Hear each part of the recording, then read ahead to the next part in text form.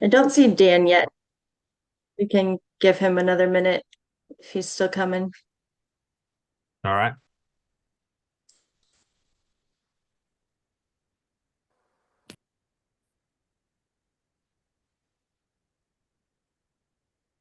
Sorry, guys. I never use Zoom, so there's a little bit of a learning curve here for it. So, Oh, usually it's Google Meets that people are like, "Oh my God, I never use this."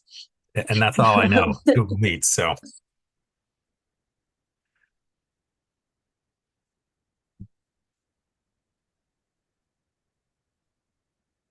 Well, while we're waiting, just out of curiosity for the group, go ahead and put a one in the chat if you've ever done a Spartan race or Tough Mudder, or a two if you haven't, but you would if you got the chance. I'm just curious. Lots of twos. I can't be the only one. I've also done a few. Uh,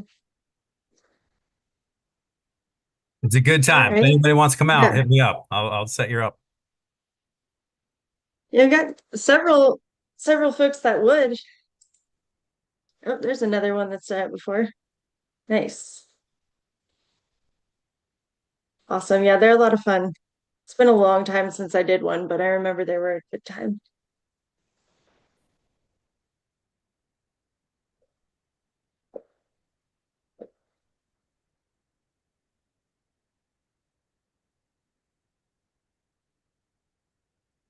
All right. Maybe Dan got caught up with something. We can go ahead and get started, Matt, if you're good with that. Yeah, no problem. I'm ready to go. Right. So today we have with us Matt Barber, who's the director of build operations for Spartan races. They also have Tough Mudder and DECA and a few other things like under the umbrella of Spartan races. So he's going to talk about what he does and the opportunities that they have. I think mostly starting next year, but they do have some opportunities, I believe. Um, Matt, if it's okay with you, I actually queued up like one of y'all's promo videos to show people for anybody that isn't familiar. I know your Sprin's a pretty big name, but not everybody's familiar. You mind if I play that real quick? Yeah, yeah. Let's watch a video.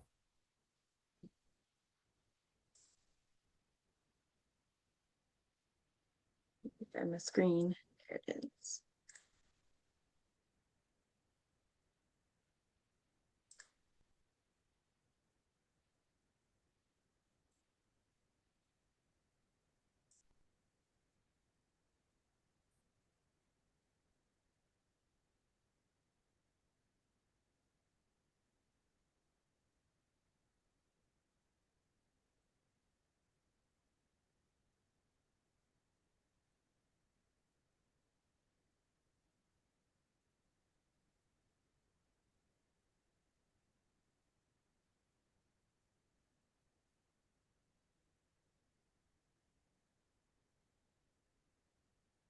I'm not hearing any audio.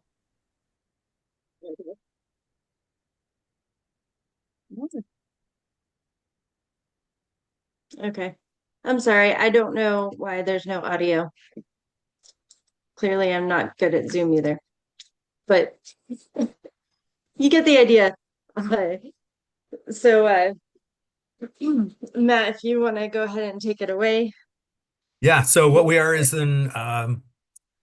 a military style obstacle course racing company. We put on large scale outdoor fitness events all over the country. Um, we do roughly between both the Spartan race and the Tough Mudder brands, we do about 70 races a year here in the US.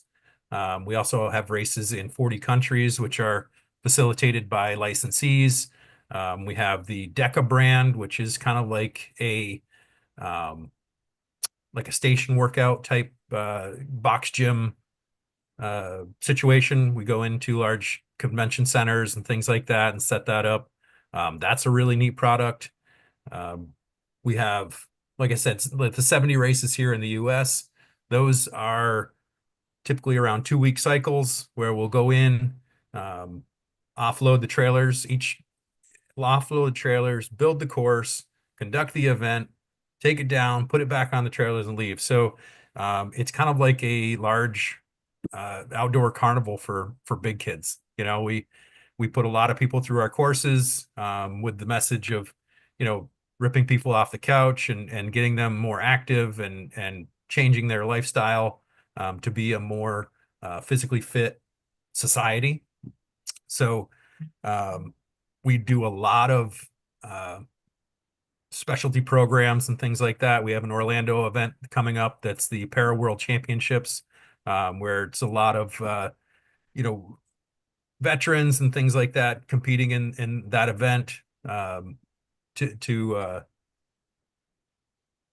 kind of promote the lifestyle and show respect to veterans and things like that.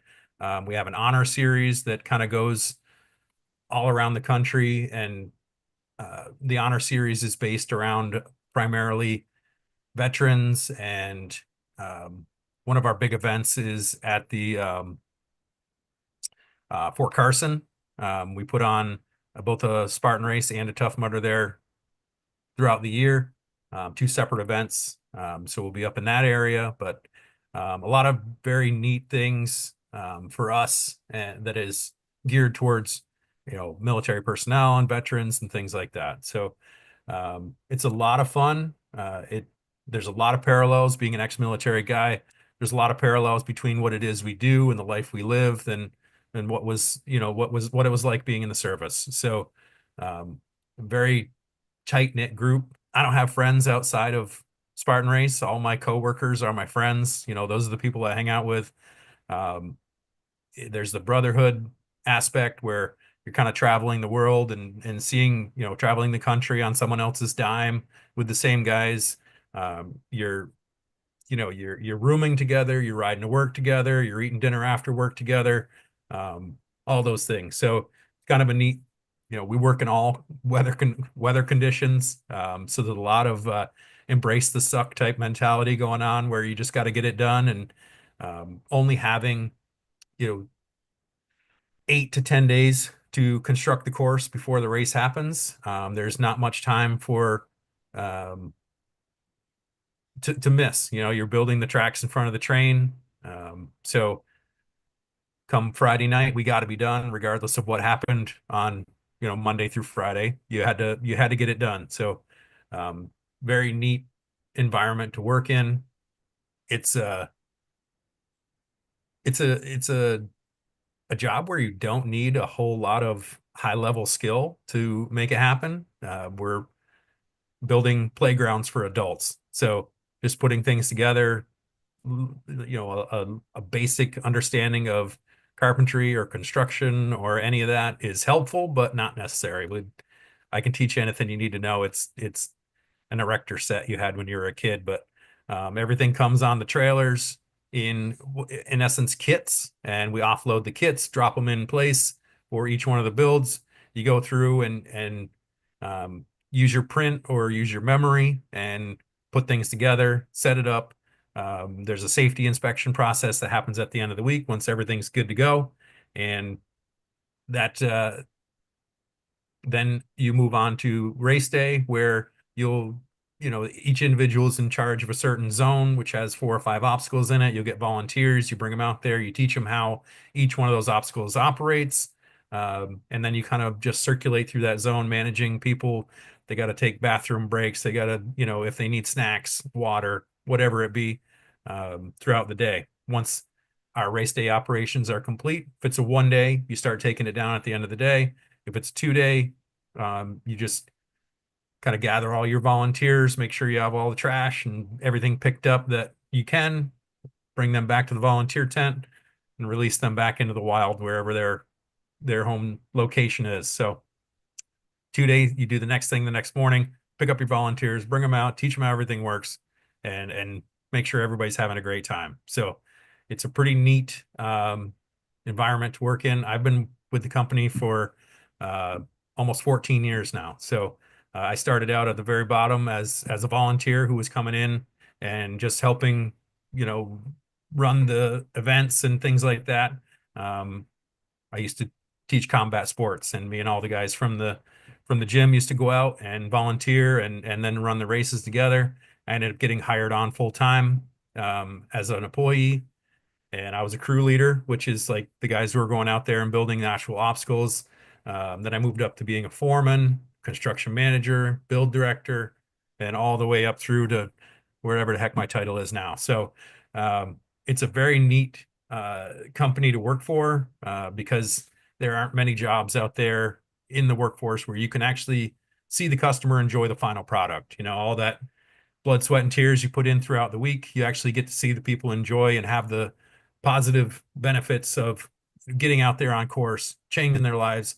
You have a lot of inspirational stories that you see by the end of the weekend where everybody is, you know, achieving things that they didn't think were possible. We have every body type, every age group, every whatever, you know, and you'll get people out there who are 14 years old who are just smoking, you know, adults who are very fit individuals, but at 14, like they don't understand you have to let off the gas pedal at times, you know, and they will burn through those courses, you know, passing people who are, you know, in their minds super physically fit. You also have, you know, people who are, you know, struggle with weight issues or a little heavier than the rest of us, and they go out there and they do the same thing. People who are 80 years old who come out there and will run the course, you know, multiple times in a weekend. Um, and that's a very empowering experience for them. Very humbling for the rest of us who may only be able to accomplish it once, but it's a very cool atmosphere. We do have groups like the Wounded Warrior Project and various others who come out and run, and that is a super powerful experience to see those guys go through course. A lot of them, I'm sure you've seen the videos. If you haven't, look them up on, you know, YouTube. Guys come out there in full kit, gas mask, you know, missing limbs and the whole 9 yards, and do things that make the rest of us look foolish. You know, climbing a rope, you know, jumping over walls, crawling underneath barbed wire, helping their teammates out, you know, doing all the things as a unit, you know, to make their way through the course. It's super, super powerful and honestly kind of tear jerking at times because those guys have every reason to not go out there and do it, and they'll make the rest of us look foolish because they're able to accomplish it with a smile on their face, you know, and it's great. It's a really good time, very good experience. Um, but for us, it's hard to find people who are willing to live this lifestyle, travel around, do the things that we do. So that's why we're coming to you guys and trying to put it out there that listen, this is a great job, a lot of benefits to working in this industry, a lot of opportunity for advancement within the company, and you know, a lot of the people that we're getting as candidates, you know, previous to now may not be the most well fit for this environment, but as former military, like I know what it takes to get this job done. I know the brotherhood that we live, the you know the friends that we keep, and this is a very cool opportunity to be involved with something that actually gives back to the world, and you know you get to see the fruits of your labor be appreciated by everybody else. So um, that's my 10-minute spiel. Hopefully, you know that covers a lot of things. But if anybody's got any questions, I'd love to answer them. Yeah, correct me if I'm wrong, Matt, but one of the reasons you guys love to hire vets is because you need people that can be reliable and actually show up and be willing to work hard. Reliable, durable, all the things, you know, that got instilled in all of us, you know, through our military life, um, have massive benefits for yourself and the company, you know, when you come over here because we didn't get a chance to go back into the barracks when it was shitty weather, raining, snowing, whatever. We're out there getting the job done, you know, and uh, a lot of those attributes that you have that you may not even realize you have that you've learned aren't something that's common in the workforce nowadays. You know, there's a lot of people who aren't of that mindset that the job needs to be done regardless of what the environment has to say or what your attitude is or what your mood is. Like sometimes you got to just get the job done. So, um, yeah. Uh, I know that you're the hiring manager primarily for build crew. Like that's your thing. Your title, by the way, has director in it, which is pretty cool. Earlier you said whatever the heck my title is. You made it. You made it pretty high up there. Um, but do you want to talk a little bit more about like what all goes into putting the race together? Because you've got like all the volunteers and someone has to manage that and someone has to feed everybody and all of those things. Yeah. So it's literally just like an adult carnival, pretty much. There's the group that comes out and builds the obstacles. That's the people that I manage. I have about 60 to 70 guys that all report to me, construction managers, foremen, build crew, um, all those guys. Then there's another separate group called the festival crew, and there's the festival manager, festival lead, branding lead. Those guys kind of manage the festival area and construction of that. So putting up tents, putting up branding, fence lines, the stage, um, all the things that go into the podiums. That is it's a small city. We construct a small city in a matter of 7 days. And then are expected to take it down and put it away in 2 days. So it's pretty interesting. There's a volunteer team who manages the volunteers because people can sign up as volunteers to earn a free race code to come out and race with us. So that's another arm of this massive beast. There's the registration team who um, kind of handles the registration process in the mornings when people are coming to the event and checking in.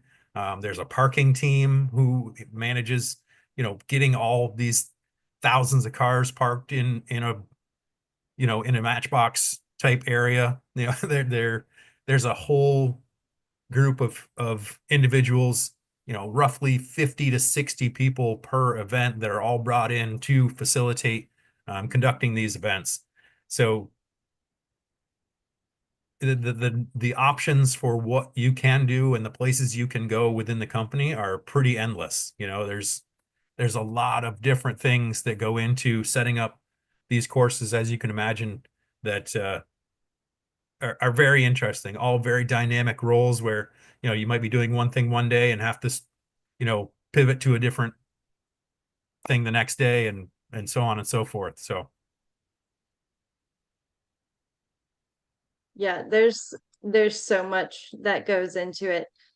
And so there's like so many people that have, you can't even you don't even think about it when you're just running it. Um, but it's really cool. Um, does anybody have additional questions other than you don't have to just hear me talk? Olivia, go ahead. Hi, can you hear me okay? Yep. Thank you for coming on here, Matt. It's really cool work that you do. It's so amazing. It's gonna impact so many people. Just it looks awesome. I'm actually in the Orlando area and I'm wondering um if you have any tech related jobs as far as like AV, stage setup.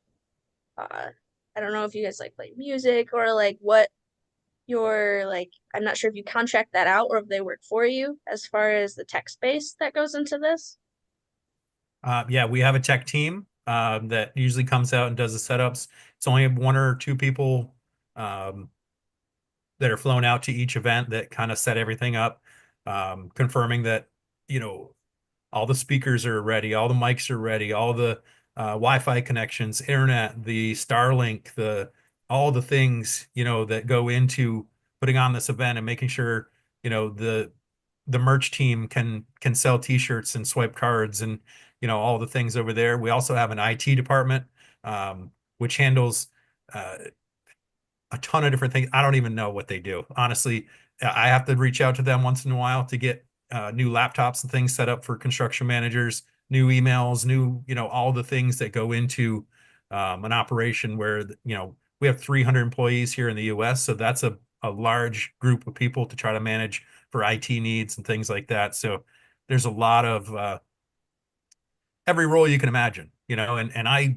look at what I know from my military past and understand how a lot of these, you know, your MOS in the military, how it correlates to what it is we do, you know. So that's why I've always pushed for service members and things to come into the company, because I know, like, listen, these people know what they're doing. They have the skills to do this, and they already understand, you know, they have the work ethic that I want for a lot of these, you know, peripheral positions in the company. You know, whether I manage it or somebody else manages it, I'm going to try to flood the system with ex-military. So Yeah, that makes sense. When you're explaining it, the unit I was a part of, we were contingency response, and we would go out and build air bases in the middle of nowhere wherever they needed them strategically.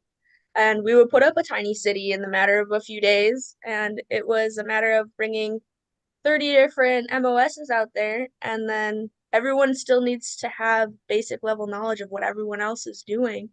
So my follow-up question is, what do your teams look like as far as how do you comprise a team? Are you flying people from across the country to go to these locations?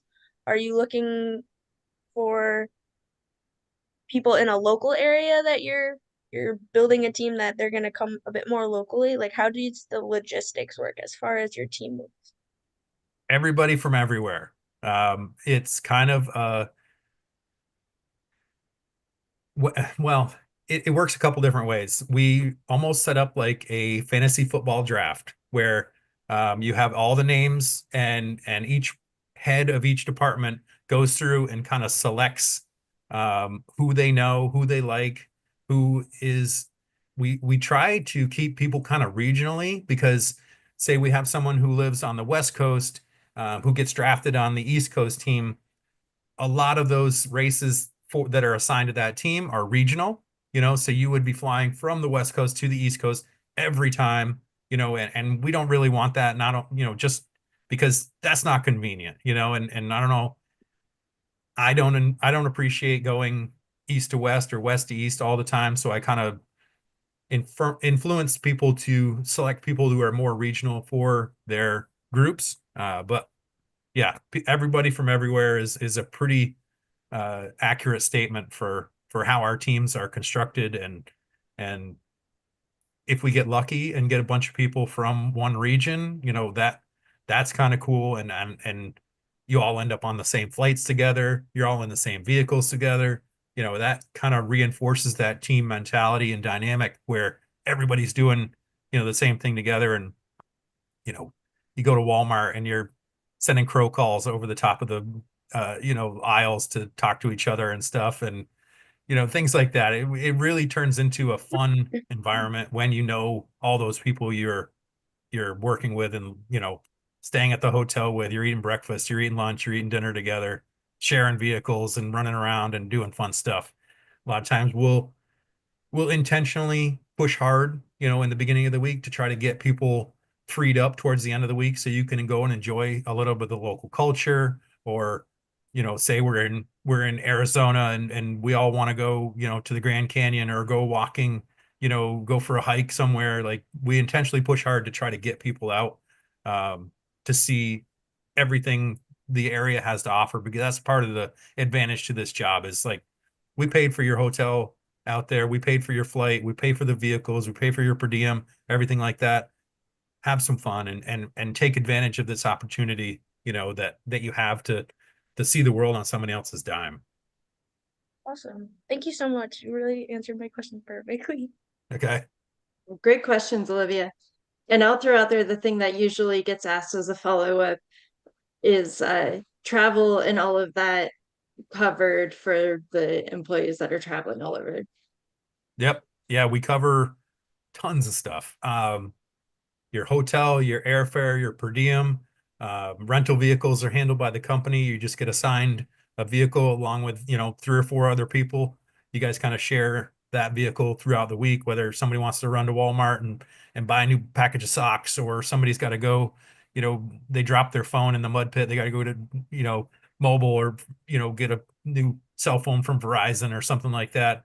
Um, you have expenses that you can submit for check bags. You can submit for your parking expense, the Uber ride to the airport, all the things, that go into getting you from your house to the event and back are pretty much all paid for. So um, I always try to use the term, living for free while you're on the road. So you very rarely, unless you want to go out and eat steak dinner every night, you might blow through your whole per diem. But um, guys are guys are very entrepreneurial in this world. We only work about 150 days out of the year.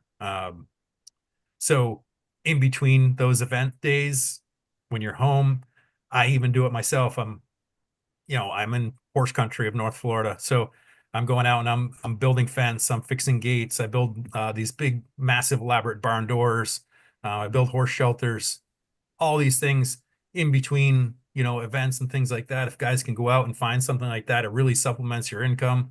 And like I sit here and I pound away on this stupid laptop all day, and I got nothing to show for it. I'm a worker bee. I like to see what I've done. So um, I go out and my hobby is fixing fence and building up barn doors and things like that. That gives me something to look back on at the end of the day and see what I've done. But yeah, everything is free while you're on the road for us to a certain extent, as long as you don't go crazy. We had a question in the chat too. Jeffrey asked, do you need drivers? So our trailer moves are subbed out to a company, and they kind of organize the people who come and pick up the trailers and take them to the next venue and things like that. So that, unfortunately, no. I would love to have a good 88 Mike who's, understands how to move a truck from place to place. But that's subbed out. So to the lowest bidder, if I can be quite honest. And that doesn't always fare well for our trailer sets. Mm. Yeah, that's a bummer. It'd be nice if you had your own. Yes. So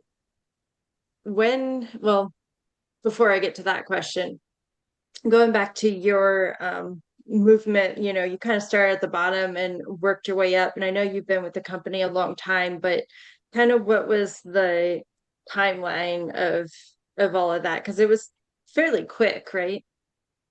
Yeah. So if you come in and kind of show your worth right from the get-go, you can. And my progression was straight up through the build department, but there's all kinds of branches off from that build department where you could move to, from, back and forth to make your way up the ladder. For me, I was a crew leader for probably a year and a half, and then I was promoted to foreman. I found out on Wednesday that on Thursday I was going to have to fly to the event and be a foreman, so I had to run out and buy myself a laptop and get all the things that I needed to make that happen. I was a foreman for not quite 2 years, maybe 2 years, let's say, and then I went to the um, construction. Let's see, it was a build director position, which is now the construction manager position. So I went to there. I became a lead for that role within 6 or 8 months from taking that position. So I was the kind of the head construction manager, where you kind of foster an environment for learning and things like that with the other construction managers, and you're kind of the subject matter expert in that field. From there, I went to the senior manager of build operations about 3 years later, and so on and so forth. And now I'm director of build operations, I think. So it all it I don't I'm not an office guy. Like this is a world that I've been forced into because it was a necessary move to get the level of efficiency and organization and understanding for all the things. Like, I didn't know I'm a small town kid from Vermont. I grew up in a town of 1,000 people. We had seven towns that all went to the same high school. My graduating class is 92 kids. Like, I was gonna work in a slate quarry. I worked for a slate quarry for 7 years before I ended up getting this position So I didn't know anything. I grew up on a typewriter, guys. I didn't even own a laptop. Like that was typing class in high school. So this whole thing, this big thing in front of me here is very new. I learned the skills that I needed to learn. I'm still not very good. I'm very good in my Spartan world, but outside of there, um, I don't know that much about everything. I do know how to use Google Meet. Um, but yeah, there's plenty of room for upward movement, and if you're a high performer and you come in and you kill it on a daily basis, you're gonna rise to the top very quickly. So my other question was going to be I kind of know this, but for everybody else, when's the next race? And you have like just a few more for the year, right? Yep. We've got 5 or 6 more events for the remainder of 25. In 26, we start out in SoCal in January. Um, let's see, I'm trying to pull my schedule. I think I took a peek earlier. I think the very next one is this coming weekend in Virginia. Yep. It's Yep. We like got an three event. hours away from me, which Yeah. might be too far for this weekend, but I looked. Yeah. Um, but if you're at all interested, like you could pull the website and definitely see like where we're going to be, when we're going to be there, and come out and check out an event. I encourage all you guys to do it because it does kind of it's a very interesting dynamic once you get on site. There's a large contingency of racers who it's kind of like a family environment. You know what I mean? They're helping each other over obstacles. They're helping each other through things. Very encouraging, very fun to be a part of. And then, when you're working as a staff member, that's super rewarding to see all these people coming together and being a cohesive group that encourage and lift each other up uh, for the benefit of the whole. So I don't know if that answered the question or not, but Virginia is the next upcoming Yeah, event. yeah. Um, it's in I don't remember how to say the name of the town. But I know there's a handful of other folks that are in the Hampton Roads area, like I am. If you're in Hampton Roads, it's like 3 hours away. So if you're free this weekend, take a peek. Yeah, come hang Um, out. It'll be fun. yeah, it'll be great. You'll get really muddy. And then they'll Massanutten give you a Resort. hose. Yeah, that one. Yeah, Massanutten, Virginia. Massanutten. What a name. So you're, what was I gonna say? Sorry. Um, since you're so close to the end of the year, you're not able to bring anybody on right now, but this is open for skill bridgers. So those folks that have like months more of skill bridge. Um, if you want to talk a little bit about that, Matt, starting next year, what you might be able to bring folks on for as skill bridgers or what have you. So one thing that we find for us is at the end of the year, our last event is typically mid-December, and then our first event is mid to late January. And then we progressively increase the number of events month to month. After that, between that December and January mark, for some reason, we have a lot of people that wander off when the snow flies. So people will inevitably get another job, they'll resign, they'll quit, they'll just disappear, any number of things. So we try to really ramp up our recruiting and the sheer number of candidates that we have to select from between, for those time periods, and then preemptively onboarding them so that we have a workforce prepared for those missing individuals come January, February, March, uh, so that there's no lag in our system and we don't have to end up, you know, running people back to back to back, event to event, because when we start doing that, people get blown out. Like it's too much because each workday is, 12 to 14 hour work days, 10 if you're really killing it. So, but that creates an environment where we need to bring in additional people, bring new people each year, keep the blood fresh so that we have a productive workforce. Yeah, so you've already done that for this year, right?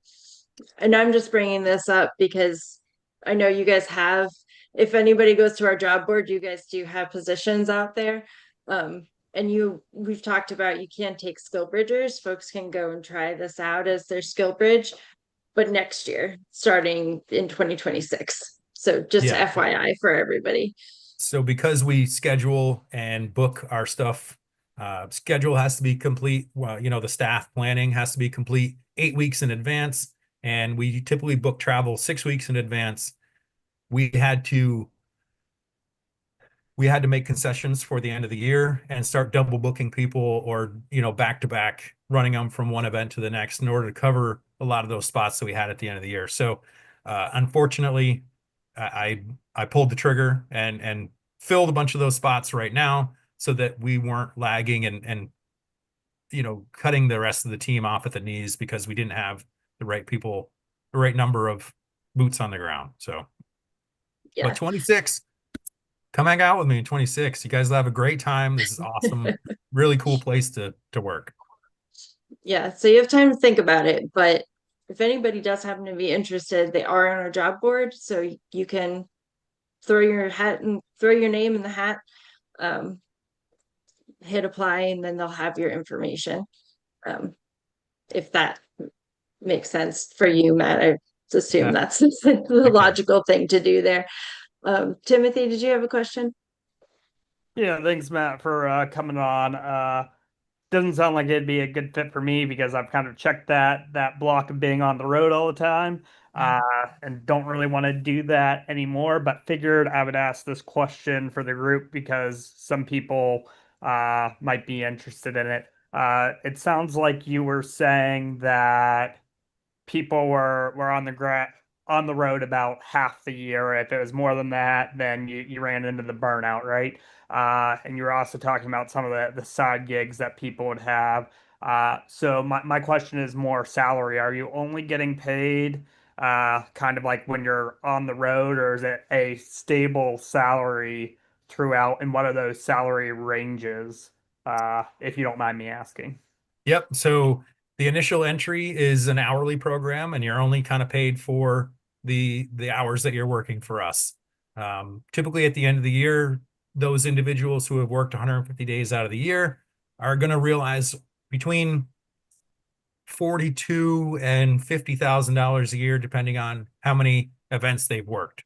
So that gives you an idea of what you could realize at the end of the year with 150 days worth of work. Once you start moving up the ladder, it goes back to a salary type pay structure where foremen are around the 55 a year range and so on and so forth, climbing up through the ladder where they're exponentially getting paid more as you make each progressive step. Sounds good. Thanks. Is that close enough to the answer without telling you what I make? And it does count as full time, right? Because of even though it's like 2 weeks on, 2 weeks off, Yes. because of Yeah. the hours worked. All I've seen that benefit question asked eligibility a lot. is, we have a really good benefits program, medical, dental, 401k, all the, health and savings plans. And I even think there's like a gym reimbursement and like all kinds of interesting programs that make our benefit package very, very flavorful. Anybody else have any questions for Matt before we let him go? Going once. Okay. I don't see any more hands or anything in the chat at the moment, but thank you again, Matt. Yeah, I Any appreciate you last? guys. Hopefully I'll see you all down the road sometime. And I appreciate you sitting here listening to me babble about what I do. It's been All right. fun. We appreciate you. Yep. See you guys. Thank you. Have a good one.